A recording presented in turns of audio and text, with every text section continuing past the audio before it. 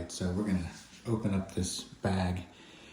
Even though it was sealed, it's already started to pin, so we've waited too long for the pinning process, so we're gonna try and salvage it. So what we're gonna do is we're gonna cut a slit across the top, let it air out for about 60 seconds. We're gonna pump some air in there, and then we're gonna use a little clip and roll the bag over, clip it at an angle so that there's a little bit of hole at the top here that allows some air exchange even though it's closed. I'm using my closet, so I've got to get a timer set up on a light in there. We want about 8 to 12 hours of light penetrating through the bag to help activate the fruiting process. But like I said, these have already pinned. Some of them are already over 1 inch tall, which is probably a sign that it's stalled out. I was going to do an update on this sooner.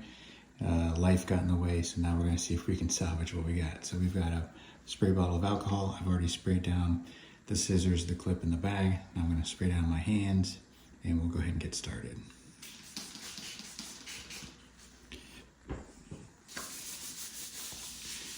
Put these together. All right. So as you can see, the scissors are still wet.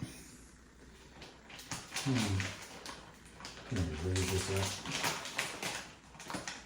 Cutting off just the top here.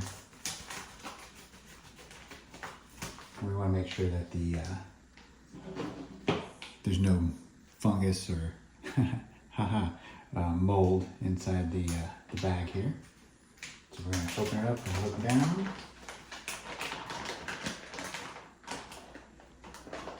Everything looks pretty good.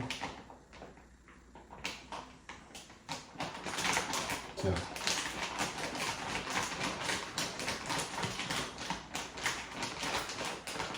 and a lot of people will, oh yeah, see it's earthy, so that's good. A lot of people will complain when they have these kinds of mushrooms or mushrooms that are turning blue.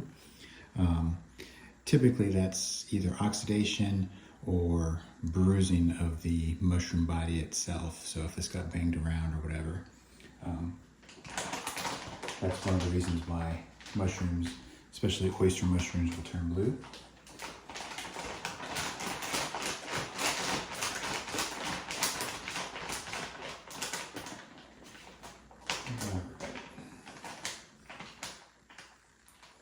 And there's some condensation and stuff in there, so we're not going to spray it right now with water.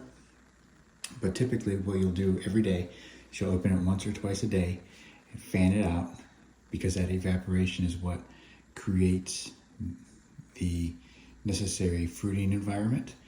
And if it gets a little too dry, you just missed a couple of squirts on the inside of the bag, not directly on the mushrooms, but inside the bag. And repeat the process. You'll fold it back up and check it the next day, fan it once or twice, and you're good to go. Fruiting conditions, I would say between 72 and, I wouldn't go any more than 80 degrees, but that may be species dependent. For this particular species, I'm going to try and aim for, my room temperature in the closet, which is about 72 to 75 degrees. So I think we should be good to go.